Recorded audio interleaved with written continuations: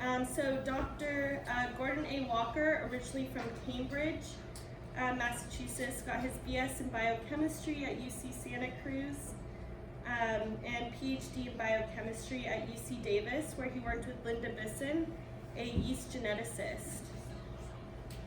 Bisson.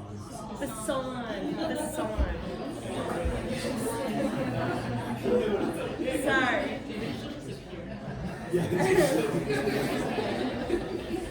So he worked 2 harvests at Opus 1, where he first started working with the redox.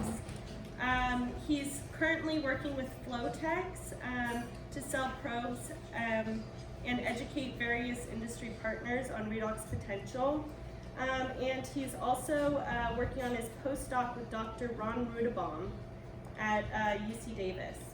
So welcome everybody welcome Gordon to Winepak.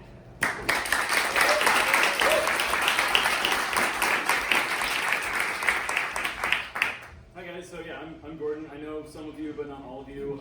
I've been in and around the California wine industry for, let's say, the last 10 years or so.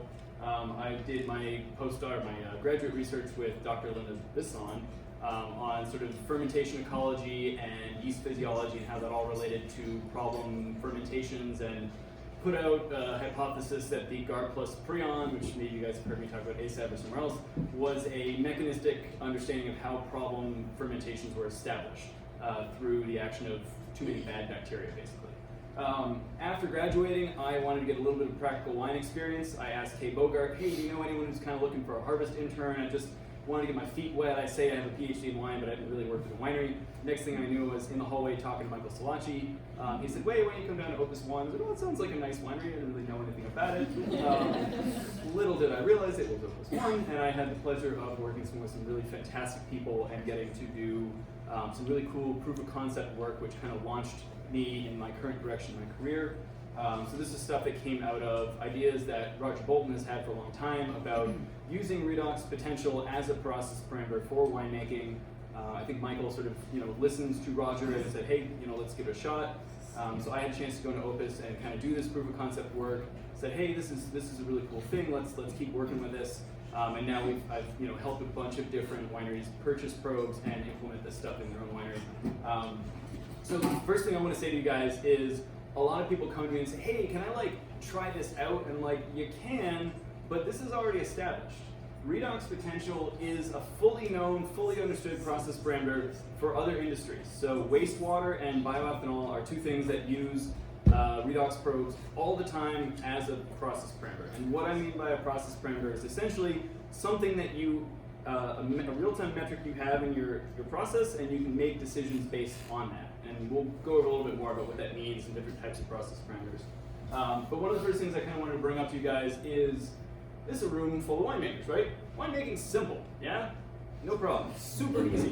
You have grapes, you got yeast, you get wine, done! But I think everyone in this room knows that it's not actually that easy. And in fact, there's thousands, if not hundreds of thousands of choice points during the winemaking process that can positively or negatively affect the wine. And that might be in your eyes, but they could be different qualifiers in other people's eyes, so it's all somewhat subjective. That being said, I think there is ability we have now, sort of going forward. We have a ton of technology, we have a ton of data. I think it's very easy for everyone to get kind of caught up in the idea that winemaking should be old school and we shouldn't have to rely on science, but we do have this incredible technology, and let's use it to make our wines better, if possible. I'm not saying that you guys are obsolete. You guys are some of the best winemakers in the world, but your noses and your senses can't sit inside the tank in the middle of a fermentation and tell you what's going on, but a probe can. So first thing I want to address is the difference between redox potential versus reduction. So redox potential is a thing that you can measure. It's a chemical environment that you can measure in the fermentation. Reduction is what happens if you don't manage your redox potential during fermentation. You get very low redox potential and you form a lot of reductive characters. And that's, a lot of people use those 2 things interchangeably. They are not the same. Reduction is a bunch of chemicals that smell stinky. Redox potential is the chemical environment and what you can measure during fermentation. So redox potential is a process parameter, and this is kind of what I was talking about. So this is a process parameter, it's a real-time metric that can affect quality. So controlling on this parameter or understanding this parameter allows you to make informed decisions about what's happening in your process. So I'm with Flowtech, I work primarily down in the biotech industry, whether it's Impossible Foods or Bayer, Amgen, big drug companies, big pharmaceutical stuff. They all have process parameters that they use on every single thing that they do. Whether it's dissolved oxygen or pH, those are the two most common. But if I ask them to run a process without control, they'd look at me like I was crazy. They'd be like, we have thousands of dollars in that tank. Why would we run that without control? Well, welcome to the wine industry. We put thousands of dollars in a tank and we barely measure anything. What do we measure? Anybody? Brix and temperature. That's pretty much it. And temperature is nice. It goes up, and then we control on it, so it goes flat, and then it comes down. And so all it can really tell you is if your temperature went out of whack, or you cooked your own yeast. And what about bricks? How many times a day does everyone in here sample their bricks? Twice, maybe? Okay. So even if you have online bricks monitoring, what does that do? You get a lot more samples, but you just have a cleaner curve. It doesn't really tell you that much more other than, your bricks doesn't tell you anything unless it flatlines, and then you're like, oh shit, I should have done something 3 days ago. So desperately, I know that you guys have all had this experience. At some point in winemaking career, I was like, man, I really wish I could have known what the yeast were up to, in real time. And that's kind of the idea of what this oxidation reduction potential can do for you. So ORP, and I'm going to keep using ORP, but it means oxidation reduction potential, and I can also use it interchangeably with the concept of redox potential. So forgive me if I go back and forth on the two. ORP is a measurement that takes into account the pH, the dissolved oxygen, the temperature, and then all those chemical half reactions in solution. So unlike pH or DO, which are pretty well defined, ORP is messy. And it's hard to get exact numbers out of it, which drives some people nuts, because if you're a chemist or you're an analytic-minded person, you want to know exactly what it is down to some decimal point, and ORP isn't really like that. It allows you to look at trends. It allows you to look at kind of what's happening in a tank, if things are trending up or down, and what effects your treatments are having on that value. But the exact value is kind of up to various factors that I'll get into as we run through the presentation. But again, I mentioned a lot of people in wine call me and say, hey, so can you give me 4 of these probes to demo? And I'm like, no, I can't, because these things are already sold all over the world for process control. You can buy them and you can use them, but I can't just give you free equipment, because this is not it's not a new thing. This is an established thing. People know that redox potential works, and they control on it in all sorts of anaerobic fermentations. The wine industry is the only major industry that uses anaerobic fermentation that doesn't control on ORP, which I think is worth considering, why that is. So oxidation reduction reactions are basically the core type of reaction that all life runs on. You have a loss of an electron and a gain of an electron. One thing's going to sort of lower or higher energy states. Almost every single reaction in our body ends up being some type of redox reaction. If you remember your basic chem, oil rig, oxidation involves loss of an electron, reduction involves gain, or Leo says GER. 2 nice little ways to kind of remember this stuff. You don't need to worry too much about the chemistry of this, because again, I'm going to show you guys a lot of stuff you don't need to worry too much about what's on my slides, other than the takeaway that, stuff's happening. So redox potential really determines what types of biological organisms or what types of chemical dynamics can occur at a particular redox potential state. Here's a graph. This is one of Roger's graphs, but essentially all these little circles are showing that at different pHs and at different redox potentials, certain types of bacteria can grow or not grow.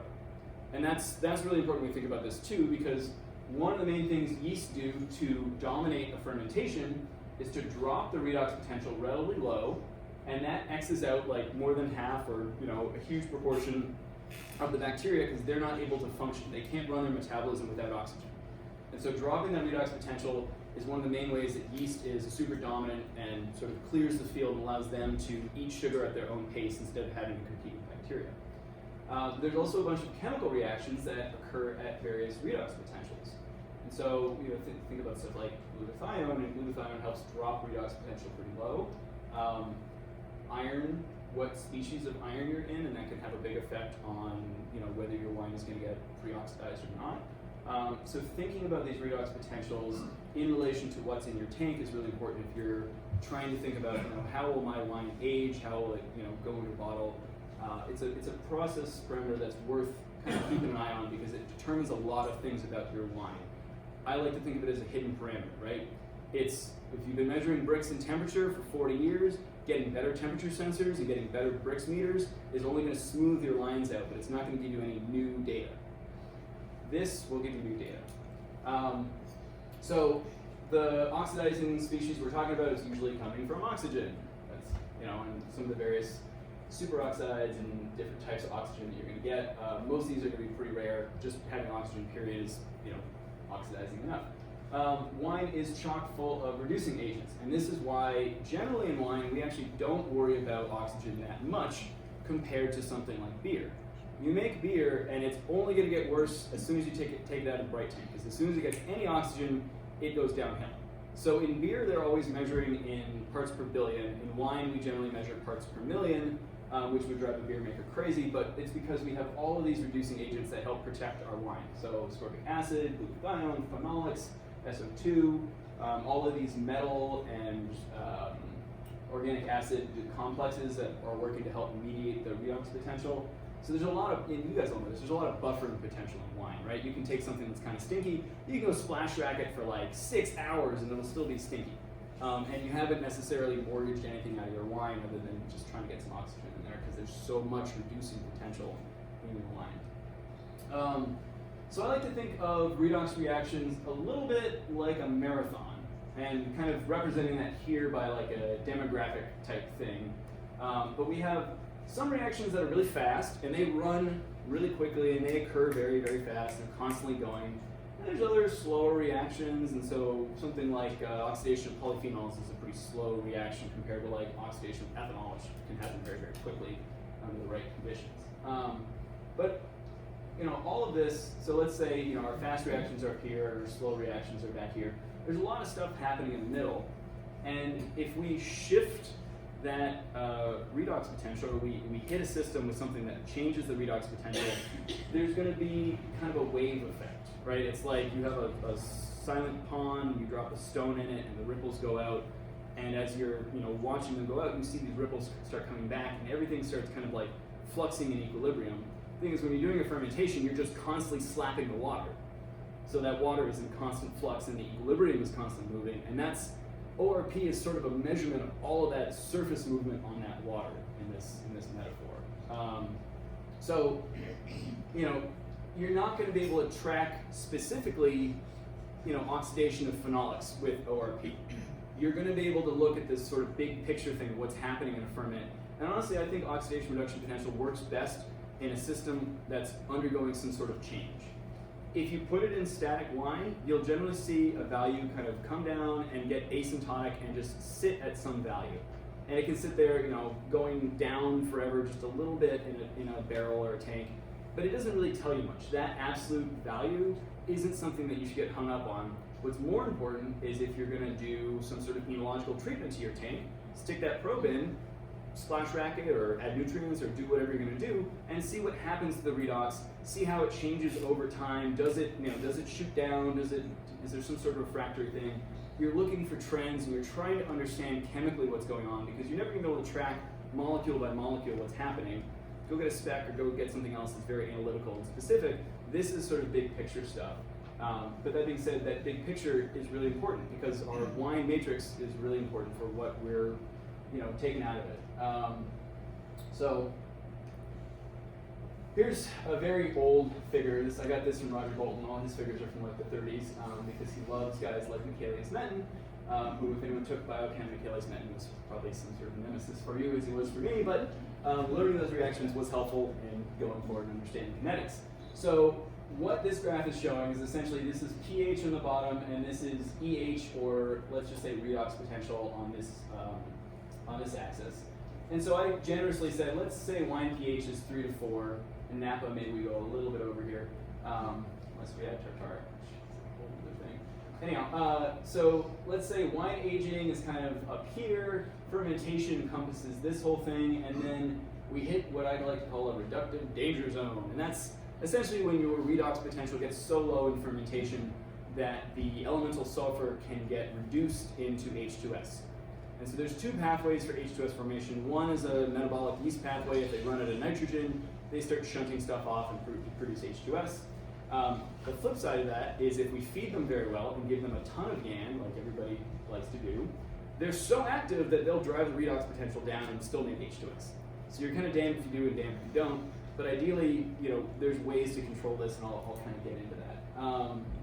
So I just want you guys to think about, what's going on, and then consider too, our metal species, right? Copper 1, copper 2, iron 1, and iron 2, and where these things are in relation to, here's bound up in tartrate, and so a lot of the metal ions in wine end up being bound in organic acid complexes. So if you go read the literature, they'll say, well, wine is aging because of all these free metals. Well, it's not really, you don't really have free metals in wine most of the time. They're usually bound up in these organic acid species. And so understanding the redox balance of those species is sort of crucial for understanding how your wine is going to evolve, and maybe what redox conditions or how DO conditions you should be storing your wine under or exposing it to or not exposing it to. Or even doing stuff like adding copper, you might want to understand what oxidation state that copper is in when it goes in. Is it going to be active, or is it just going to sit there and stay in your wine? So this again is another Roger figure, which is why it's busy. So I promise not to shed a tear, but I occasionally feel like crying when I look at stuff like this. So again, I generously kind of said, hey, here's our wine pH, general idea. Here's all the different species that can occur. So think about if you're in fermentation, you can have a pH change of almost half a unit. So if you started out low and then you went high and then you went low again or something, you have a very different mixture of things making up all these complexes in there that are affecting the redox potential. And again, I just want to show you this to emphasize how complicated it can be. I don't have answers for you on this or how it affects your winemaking. I'm just trying to show you that there's some complexity here. And if you think about whether it's iron 2 or it's tartrate iron 2, there's an inflection point somewhere here around 3.6 or something like that. And how many species of different things do you have in your wine? That's really dependent on your pH and the type of wine, wine matrix like I was talking about. But again, considering all this stuff is really important, understanding what your redox potential is going to be doing in your wine. Also, I'll just say this, if anyone wants to interrupt me, I have a tendency to just go on, and that's why I like talking, because I don't get interrupted. But please interrupt me if you have something to say or have a question. And ideally, I'm going to not over-explain anything, but I'm trying to give you guys as much information as I can in the time kind of allowed. So, measurement principles. This is the same mechanism as a pH probe, pretty much. You have a silver-silver chloride reference, little junction here. This platinum electrode is the thing that makes this an ORP probe instead of a pH probe. This acts as a good, non-oxidizable surface that can interact and help record what's going on with redox potential. So this is kind of old school. Modern probes look like this. They're what are called combination electrodes, so everything is included in the body of one probe. Yeast is thick in the tank.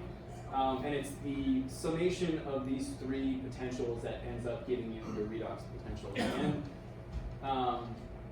And so we usually are measuring redox potential in millivolts, and ORP, as it stands, is actually a unitless measurement in some ways, because it's millivolts plus roughly 220. And that's this is why I was telling you not to get too hung up on the values, because you'll see graphs here where it's had plus 220 added, and then graphs here where they didn't add 220. And again, it doesn't really matter because you're looking at a trend. When this stuff, if anyone wants to try it and put it in your own winery, all you have to worry about is the number that's in front of you, right? Read what your probes are doing, get a sense of what's happening, and then control on that. And that's what I tell everybody, because people call me and they say, I want to do this, this, and this. I'm like, why don't you just get one probe, put it in one tank, and get a profile. See what happens in your favorite fermentation. And then put it in one you don't like, and then, try a couple. Figure out what your profiles look like, and then try to make process decisions based on that. Don't get too hung up on particular values until you start trying to control redox at a particular value, and then we can talk numbers about what your sort of set point is. So again, just kind of covering the measurement principle here. This is an electrochemical measurement, very similar to pH, and it tracks all these chemical species in solution and taking into account the pH, the DO, the temperature, etc. I'd say if there was a single process parameter I would use out of all the ones that I know, I would choose ORP because it takes into account so many different things. So probes are combination electrodes, usually a silver-silver chloride reference, and a platinum or gold electrode. I would recommend platinum because it's a little bit more durable than a gold electrode. And there's another way to measure redox potential called cyclic voltammetry. I'm not going to go into it because basically it's not relevant for what we're doing. People have used it in model systems to try to model oxidation of polyphenols, and it's not a process parameter. It's a totally different way of doing chemistry, and I'm in the middle of writing a review with Ron to help sort of solve the discrepancies about what's in the literature versus what we actually know about redox potential, the way it works in ferments. So you guys know this stuff pretty well, but generally in a fermentation, your sugars start high, your yeast are going to take a little while to get going, but they go from lag into exponential. Up here they make the decision to go into stationary. You watch ethanol evolve as the sugar goes down. Eventually you get to an end, and then you make a decision whether or not you want to do malolactic fermentation, all this stuff. As a general idea, what happens with this stuff is redox potential is going to start relatively high. It's going to dive low pretty quickly.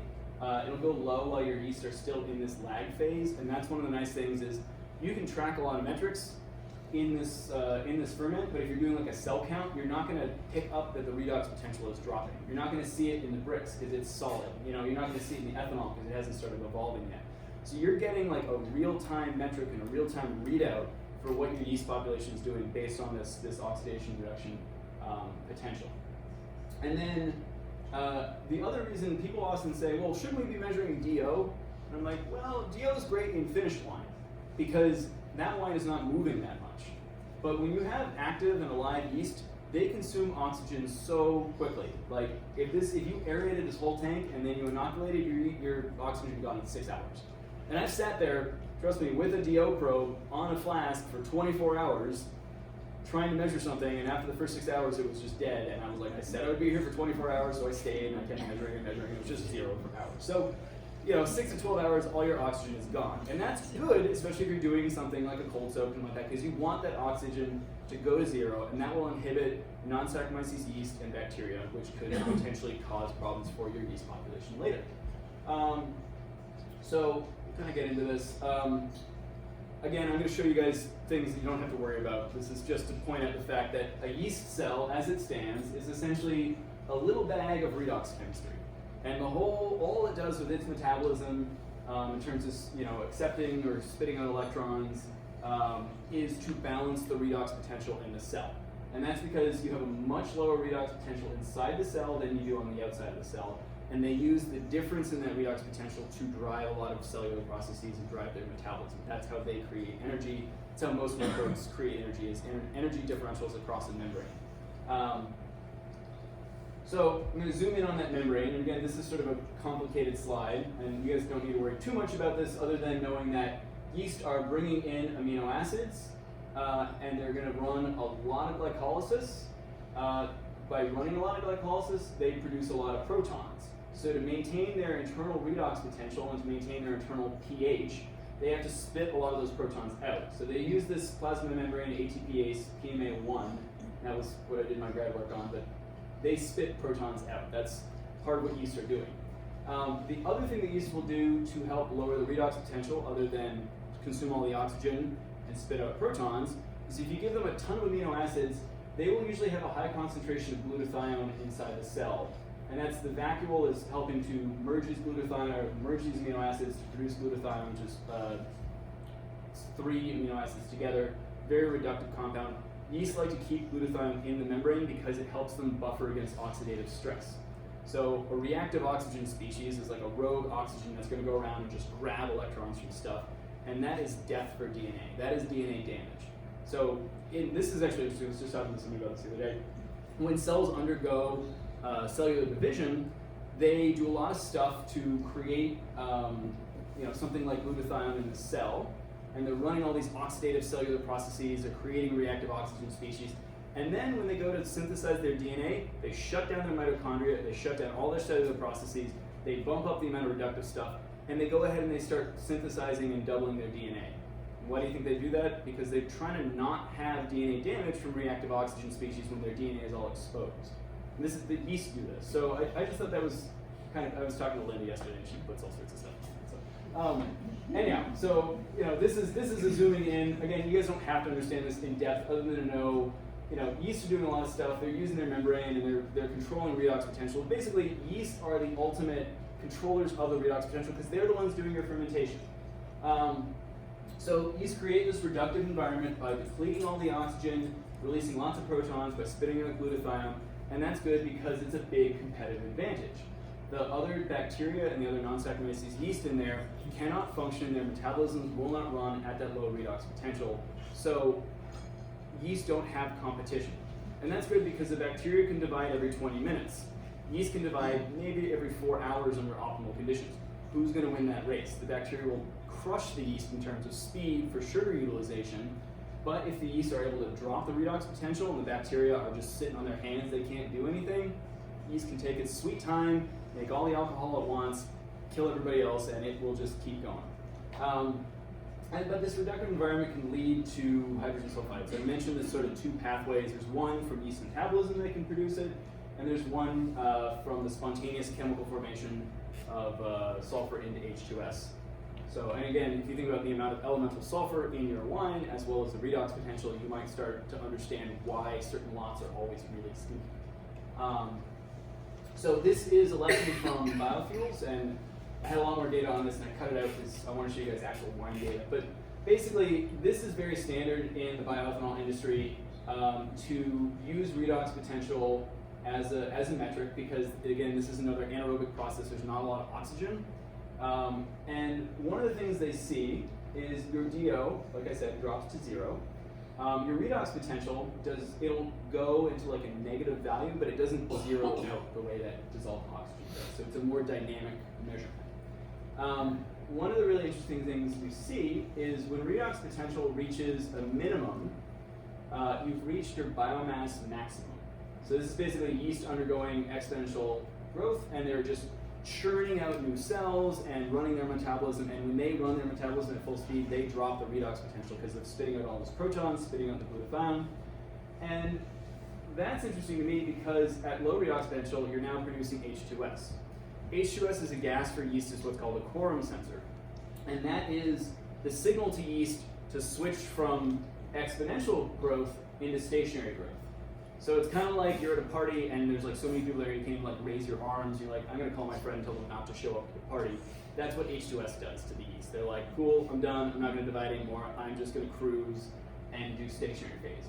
So in theory, if you could prevent this redox minimum, you could actually eke out a little bit more biomass and get some more cells. And that's exactly what they do in biofuels. They'll pick a set point, control the redox, bubble in oxygen, get more cells and get a more, a larger yeast population that's more efficient at finishing the conversion of all that ethanol into, all the glucose and ethanol.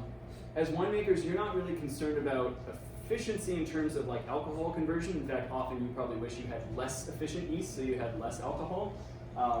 We can talk about that. There are yeasts that do that. They're probably outside on your vines rather than in a catalog in a packet. The other thing is if you're going to control this redox potential and you can get a few more yeast divisions, you're actually going to speed up the time of your ferments. And that's a big thing that I hadn't really thought about and started talking to people about winery logistics. And in years where there's fires or there are a ton of fruit, tank turnover really matters.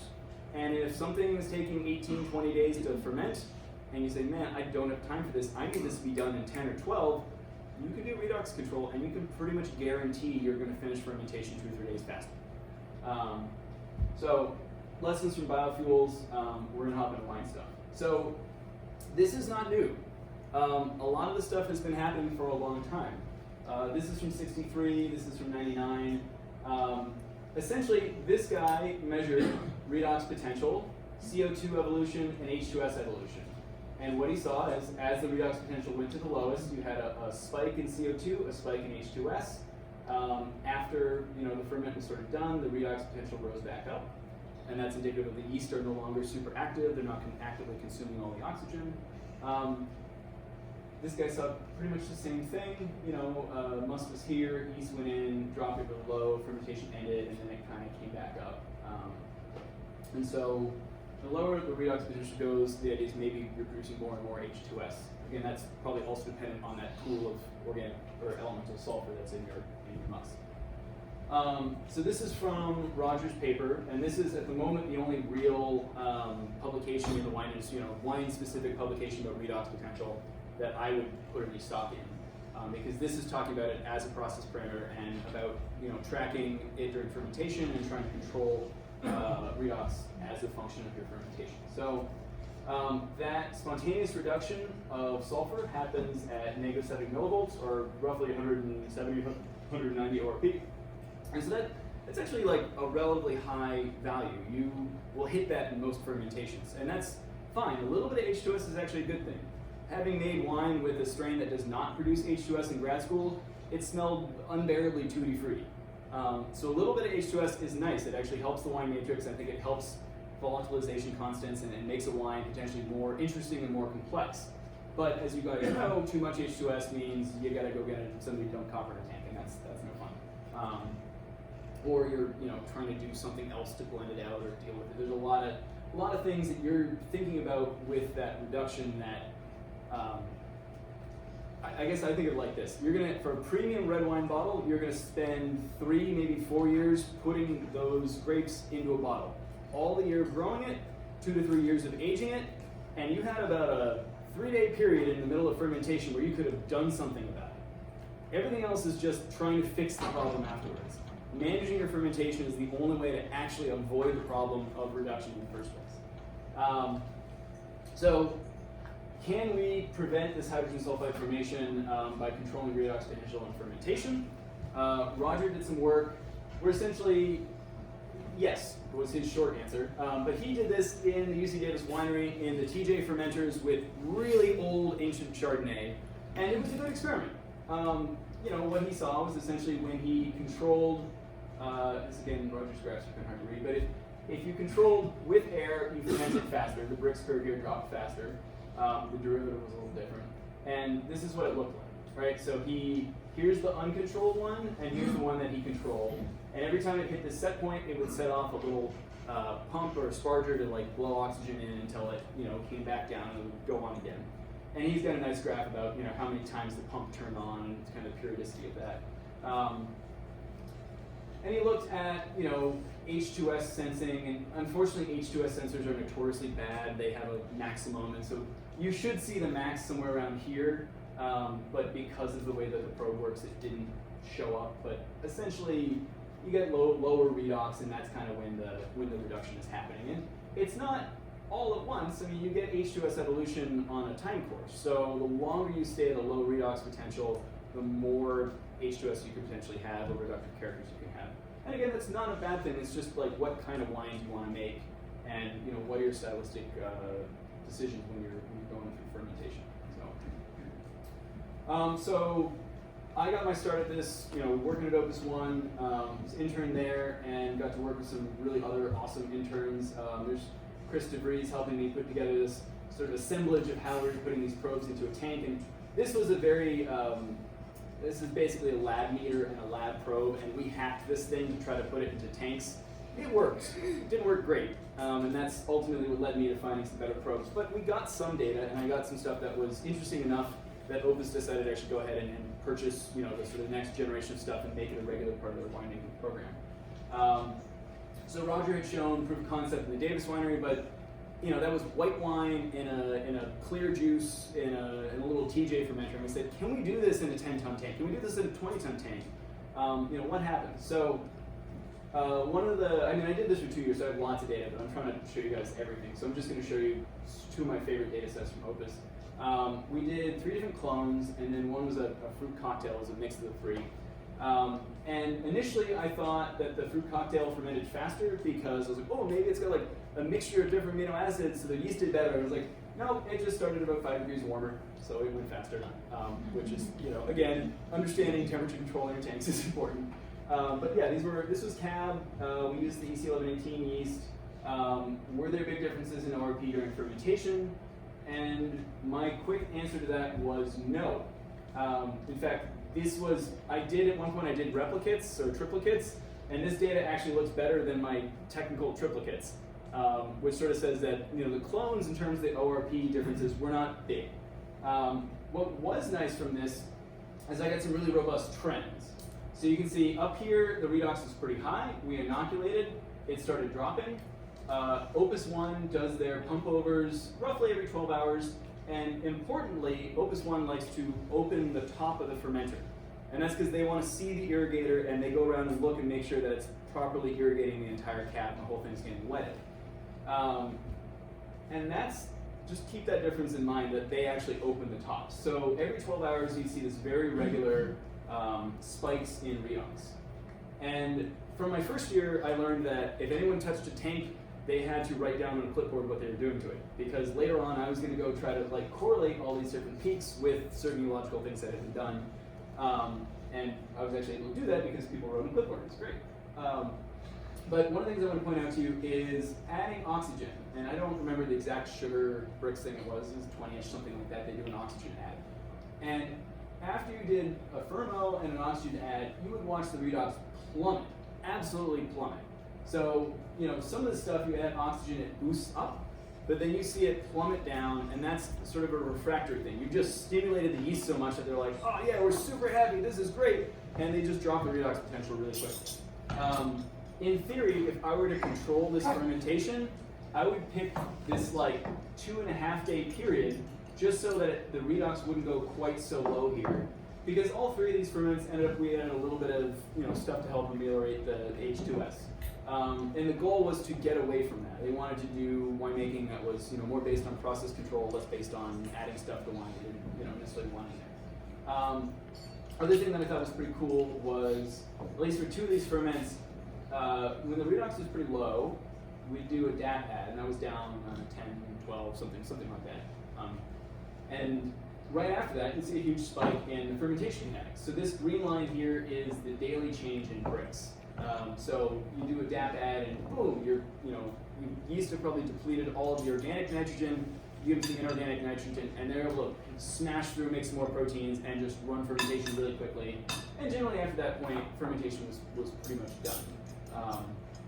But I thought this was pretty cool to be able to see this kind of predictable data and understand that maybe if we controlled around some point around here, we could make some stylistic differences in the wine, or even make some predictions. Because I could sort of say, I could go to winemaker and say, day 4, are you guys picking up any reduction? They're like, no, we don't really get anything.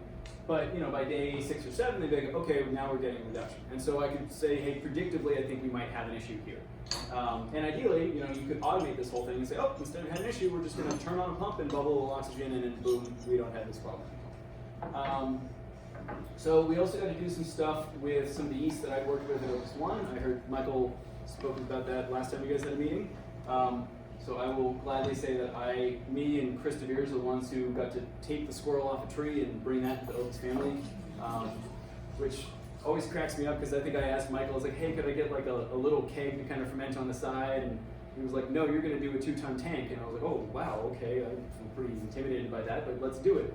And then by the end of lunch, he had a little bit more wine. He said, you're doing a 20-ton tank. And I was like, oh my God.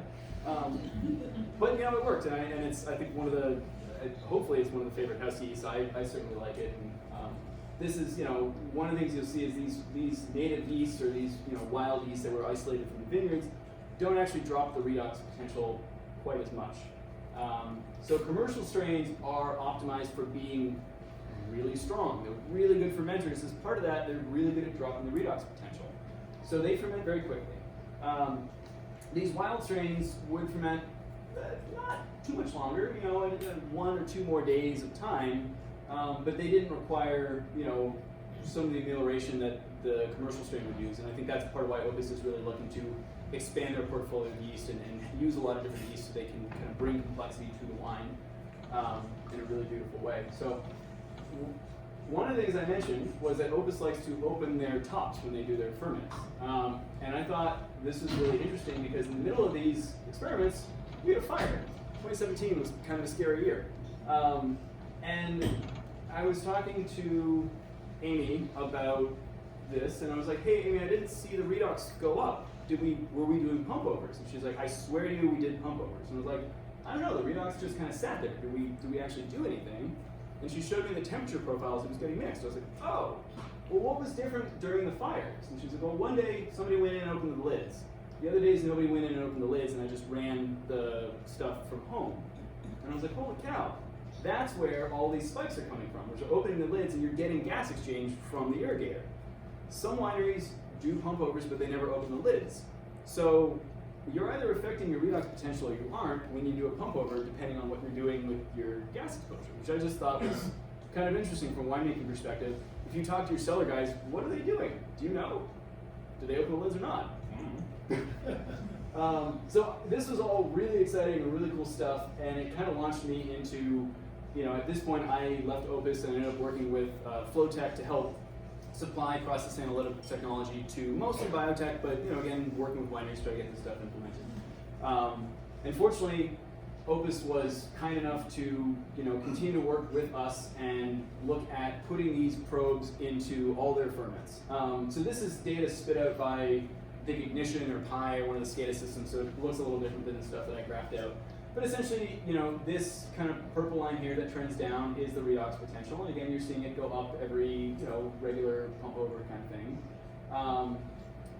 And, when it's sort of low, I don't think this is one that they controlled on. I think it was just a fermentation that just went. But this is sort of the next generation of probes, next generation of logging technology.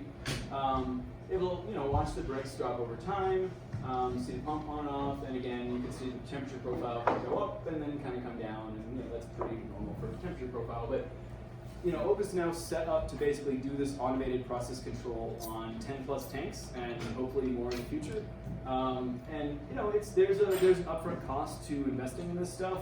But if you can save one tank, if you have one tank that was going not the direction you wanted in terms of a problem fermentation or getting too stinky, and you could help fix that problem before it became something you had to spend the rest of the year dealing with, the next 3 years dealing with, to try to blend something out, I think that technology could potentially be worth it. Is there a Yeah. question? Yeah. So I just break it down. So the decision matrix is reduction, Yes. possibly add air. That, Yeah, I mean, there's or do something to mitigate the reduction. right. There's one. other things that can affect the redox potential. So like temperature and pH also affect it. Because we're not running a little bioreactor, we're probably not going to feed in pH control. But you could consider, hey, I'm fermenting pretty hot, my redox is going really low. Maybe I'll bump my fermentation temperature down a point or two to see if I can bring the redox up a little bit. You don't always have to bubble oxygen, but it's the most effective way, and it also is the thing that, if you mess with temperature, you're not helping the yeast at all. If you bubble oxygen, you're actively helping your yeast population grow more membrane components and ideally resist more alcohol.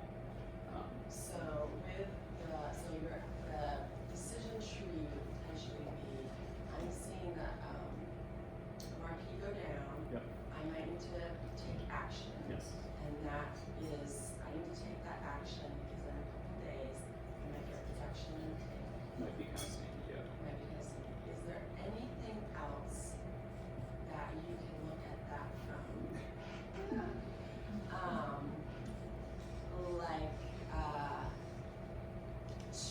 To make decisions on. So if we're Yeah. not worried about reduction, but we're worried about smooth tannins. So that I don't have an answer for, although yes, I have intuition that I think looking at redox potential could affect extraction and other things. I mean, from a microbiological standpoint, if you're watching a redox potential and it's not dropping, that might be a really good time to say re-inoculate or add oxygen or add nutrients. Or if you're doing, let's say, a full uninoculated, native fermentation and your redox potential isn't dropping the way that you would expect it to if there's a healthy yeast population, that might be a really smart time to take one of the other tanks that's fermenting and dose that in.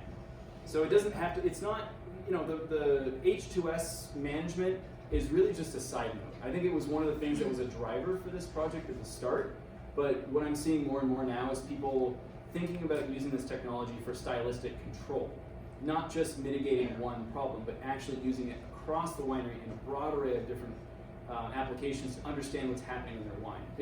All it is a measurement, right? It's just a number, and it's a number that you've never had before. You have years worth of tannin data, you have years worth of fermentation curves and temperature and all this other stuff, but you have 0 years of ORP data. And that's kind of Roger's main thing, is you can't know unless you start measuring, which is why I was recommending just buy a probe, stick it in something, and just kind of see what happens. And once you've worked with it for a harvest or for a couple of years, maybe then you can start saying, hey, I saw that this tank seemed to correlate with having softer tannins and you're at this particular redox potential or something like that. I don't know exactly, but that's the idea. So from what you're saying, if you have a couple of years of data, and you see a correlation between redox potential at the bottom and biomass getting to peak, if you theoretically then could you say like, all right, in most years we know that our biomass or redox bogs out, and so we assume our biomass breaks out. That's when you're going in 9 days, but now it happened at 5. So you And assume you your go fermentation was faster. faster. Or, Can I mean, tell you, the other is thing it that enough can to tell you that you're struggling in fermentation? potentially, yeah, exactly. That's what I was gonna say. It's like if you look at it bottom out after 5 days, and you're like, well, shit, this thing just decided to like neuter itself in 5 days. We missed a couple rounds of division. Our cell counts are way lower, right? This dove to a redox potential really early, didn't get enough yeast divisions, and now we don't have enough yeast to finish fermentation, and you're gonna have a problem with fermentation. Again, that's why tracking this potential can be valuable for more than just stylistic control, because it's a parameter that you can make decisions on, and you can see data that you weren't previously able to track well. And not just that, but like if you do a cell count, have you ever done a hemocytometer count?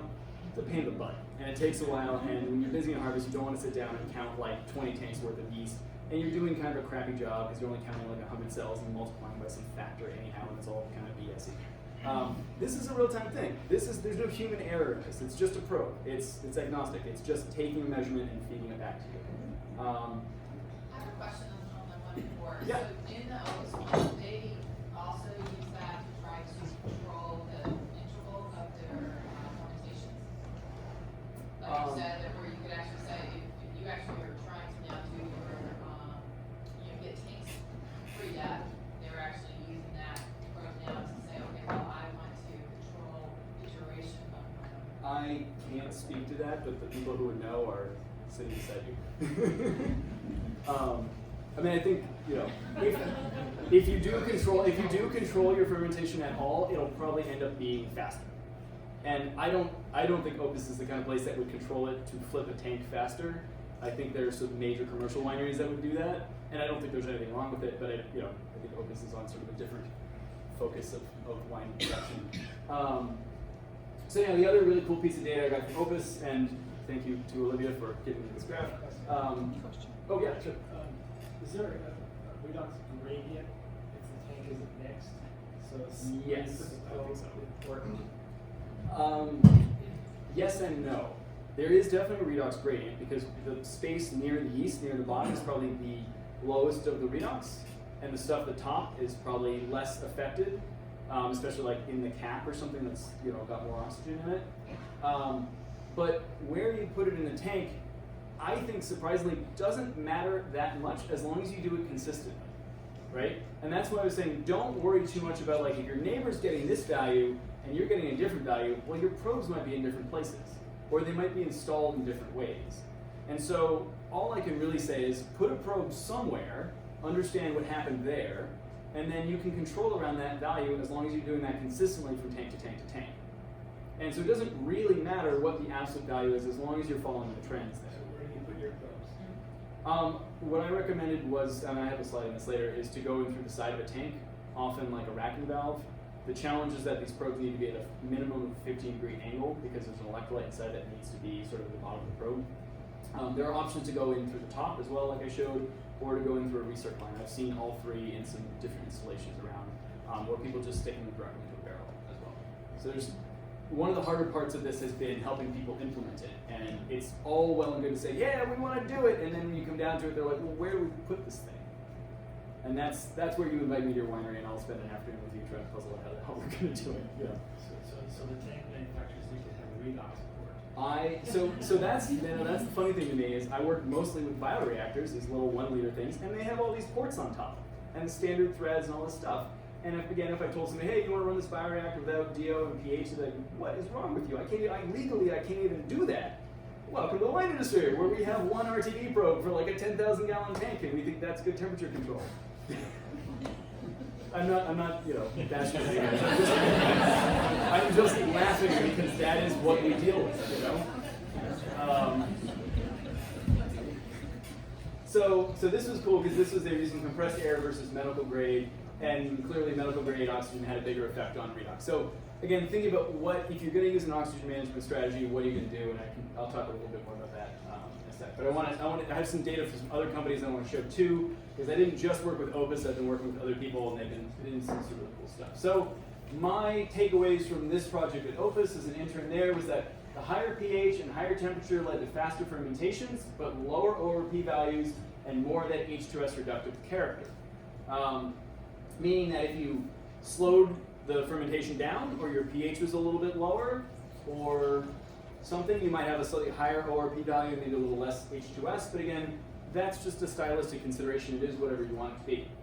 Stimulating the yeast metabolism, i.e. adding oxygen and nutrients, will drive the ORP lower because you're stimulating the yeast to do more, so they're going to drop the redox. But it also correlates with an increase in the biomass and fermentation rate. So again, you can flip your tanks or maybe have more yeast. Clones and other red varieties tested didn't really seem to significantly affect the ORP, but the choice of yeast did. I have now seen some data from UC Davis where Ron Runenbaum has been making Pinot Noir from like 27 different sites, and he has seen some differences in redox potential as a function of site. They're all the same clone of Pinot Noir, but they're all from sites across the California and Washington. So maybe there is some site-specific variation. And there could be clone or other variety effects, but I just haven't seen them in the experiments that I've done. And then the other big lesson was that probe placement, type of probe, and then oxygen management strategy really matters for these ORP placements. So this is what we were talking about. Originally we had probes going in through the top. One year there was some probes in a pump over line, and that didn't work. You can't put these probes in a pump over line because what happens in a pump over line? You run bubbles through the line. The probe doesn't work when it's in air. It only works when it's in liquid. So these don't really work to stick in a pump over line, which I know is a real shame because everybody's got to pour on their pump over line for something.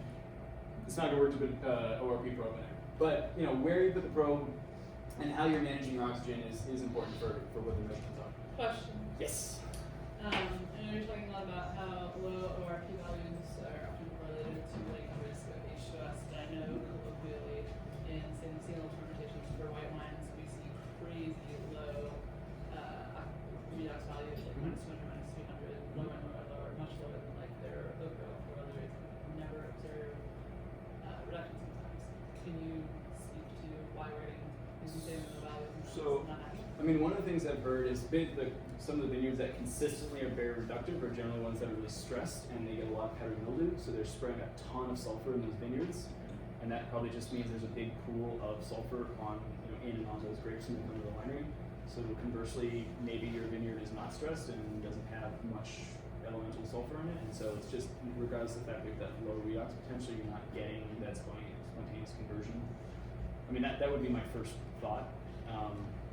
That'd be a temperature thing too, Lauren, because they're running that lower temperature, right? Yeah, exactly. I mean, maybe the redox is lower, but the temperature is different. I'm not totally sure.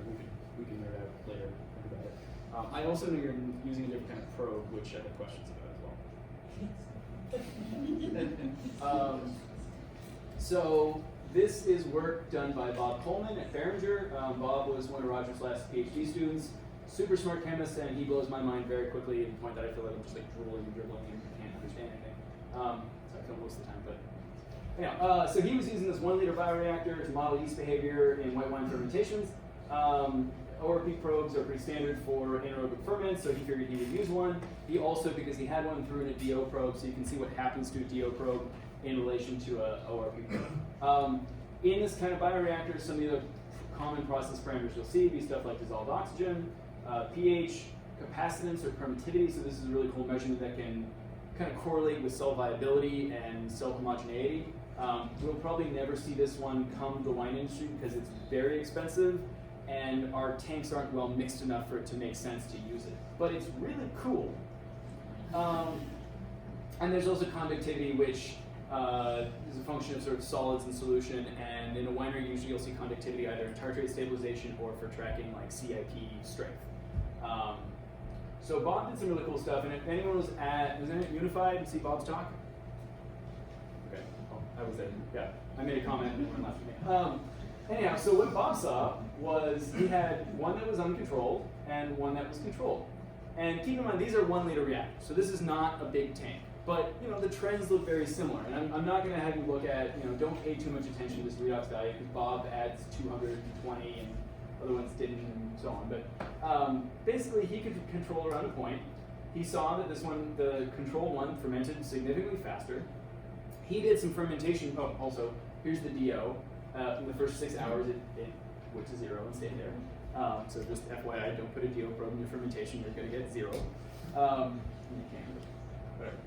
So Bob did some fermentation modeling, and I thought this was really cool because he had this whole prediction of fermentation rate and all these other things, and at the bottom it was YAN, and it was the predicted YAN of the fermentation given all these other parameters that he fed back in the model. And for the controlled one, it said the YAN was like super high, it was like 260, whereas the other one was like 150. I was like, that's interesting, because I wonder if giving yeast all this extra oxygen is actually helping to help the yeast utilize the amino acids they have more efficiently. Or a lot of amino acids just sit in the vacuole and do nothing unless there's some oxygen to use them. So, predictive of maybe we're giving our yeast too much nitrogen and we don't need to give them that much, we just need a little bit more oxygen. If you manage things differently, it might change the way the fermentations are done. And again, I will say this is my end thing, but I think that ORP control and redox potential is sort of the next big front technologically for the wine industry to move forward into. Something we probably should have been doing for the last 50 years anyhow, but it's never too late. So there was also some great work done at Jackson Family by Dr. Caroline Merrill. So they talked to me and they're like, hey, we just want to kind of look, they weren't really concerned about reduction, they were concerned about stylistic control. And this is, getting at the idea, we're not just trying to fix a problem, we're just looking at how to make wines differently. So this is a picture of their setup. It's pretty rudimentary. Opus looks very fancy to this in the sense that they have these retractable housings, they go in from the side, everything is automated. This was a couple of things plugged into a laptop with a tank on the side, but it all works and you get good data at it. So they were doing Chardonnay, yeast, ambient temperature just in the cellar, roughly 24, pH 2.5. And this is what they saw. So they chose 2 different control points and one that was uncontrolled for the control. And about 150 and 85. And what happened here is the tank ran out of oxygen and they didn't have any more oxygen. So they stopped controlling. But for the main part of fermentation here, like for this sort of part where the redox probably would have dipped really low, that's where they were able to do some control. And I talked to her and Tori at Unified, and they said it was a really amazing difference. These 3 wines, they liked them all for different reasons, but they all tasted completely different. And for having the exact same yeast in the same barrels, everything was the same except for this redox control, and they ended up with 3 separate wines that for different reasons they liked. And I was like, this is super cool. This is always what I wanted to see.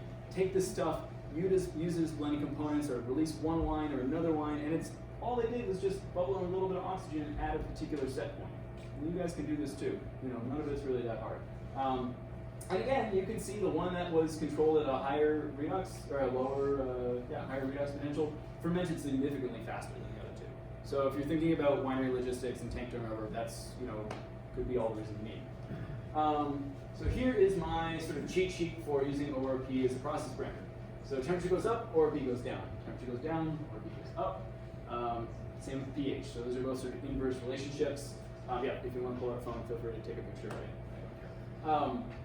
This is technically in the literature, but it's kind of sometimes hard to find. So dissolved oxygen is directly related to ORP. So if it goes up, ORP goes up. If it goes down, it goes down. And so this is just stuff to think about as you're tweaking things in the winery.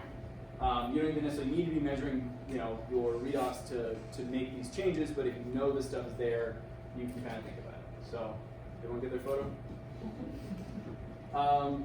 So basically our predictions for redox control: faster fermentations, related to tank over, less incidence of stuck and sluggish fermentations. You're going to get more yeast biomass, higher viability by the end of fermentation, potentially less reductive characters, and or just stylistic control. You can have some control over what's happening because you're controlling that redox state. And you get some element of being able to control alcohol content. And I know in some of the bioethanol things I was looking at, if they control it at a really high value, you could actually start digesting all the ethanol and you could go down to zero. Clearly you guys don't want to do that. You don't want to have a super aldehyde wine, but I don't think any winemaker in their right mind would add that much oxygen. 24-hour pump over, which I heard about once, that didn't end well for the intern who did that. But you could potentially also look at doing, like Caroline did here. This was very unintentional to only do redox control for about half of it. But you could control for a little bit and then stop. And maybe you could use this as a way to almost intentionally stick a ferment or something like that, and potentially get a little bit more residual sugar. It just gives you more stylistic control. And I know everybody wants that to some degree. So here's my implementation slide. Probe can go in the top through like a hard line. It can go in through the side of the tank, or you can make a little flow cell. And we did this at a winery too. If anyone wants to ask about how this was done, we had a flow cell that was separate from the pump over line. So we were able to recirc wine and add air through a venturi on this recirc line that was independent of the pump over line. And that's really important because if you're going to do this, you probably don't want to connect your extraction to your redox management, because you might end up over extracting the wine by just trying to do the redox management. At the moment, Hamilton that's the company that we rep at Flowtech, and so I'm somewhat, I'll say that I sell these things, but it's also the only redox probe on the market that's a food safe probe. It's the only one that's FDA approved. So if you're putting redox probes in your wine and they are not a Hamilton ORP probe, you are not using a food safe FDA approved probe. Consider what that means for your winemaking. Generally these things are easy to integrate, but you do need some sort of process logic control. So for small wineries this can be difficult. We can hook these things into a laptop like I showed, but if you want to spread them across your winery, you need some sort of box to take the signal. My company, Flowtech, created this little Enotech. It's a stand-in for a PLC, so something sort of in the under $10,000 range, we can give you a box that will log the data, power the probes, control a pump, and do that at scale. And that's what the little flyers are on your table. It also has kind of the background story on ORP, so you can read about that later if you want. I have lots more, so if you want one, by all means, come take one. There's also, we've worked with TankNet at Opus, and now they are experienced with these probes, and they can help you get up and running using these things in your own winery. And there's oxygen management strategies. There's endless numbers and ways to do this, but you've got different types of sparging stones, venturis, different pumps, the pulse air, which is kind of cool. You use like blow giant bubbles in your tank. You pick your favorite way of doing it, and we can make it work. Because all this stuff works by just, sending some sort of signal. It's integrated, relayed out here, and sent proportionally to the tank to sort of sit in what's called a PID loop, or a proportional integrated derivative loop, and basically just bounce around a set point. That's what you do. So, what role does redox play in stuff like uninoculated native ferments, malolactic fermentation, ecological treatment, smoke taint, spoilage, enzymatic stuff, closures, longevity? I have so many questions and not enough time to answer it. Now I'm actually doing a postdoc, so I was like, I finally have time to answer this. I'm like, no, I have to write a bunch of papers. I have shit I need to do. I don't have time to answer these questions. So if anyone wants to think about this or collaborate or just even have a conversation, feel free to hit me up. Thank you guys very much for listening. Thank you to everyone who helped inspire this work. Definitely Roger and Linda have been big influences on me. Lucy's been really helpful in the fact that she helped us catalog all of the Opus yeast. We also had all the Opus house yeast full genome sequenced by Mike Dunham. And I don't know if I'll get around to publishing that stuff, but I think it's super cool. I don't know any other winery that has all of their own native strains full genome sequenced. Cool. Ron, who I'm working with now, I'm really excited to do more redox stuff with him. We're going to keep putting redox probes into Pinot Noir fermentations and learning interesting things. We're doing a whole set of stuff with Chardonnay right now. Massive, unbelievable amounts of thanks to Opus One, and especially Michael and Amy and Elena and Olivia and everyone who's here. You guys were a really big influence on me, and thank you for putting up with me. But also many thanks to Bob and Caroline, and I'm working on trying to form like a user group for people working on redox in wine, and so if anyone wants to talk to me and come nerd out on this stuff, let me know, because I'm hoping to have some sort of meeting maybe this summer before harvest and get people together and really just talk about what strategies are we using, what types of data we're seeing, what kinds of projects are people doing with this stuff.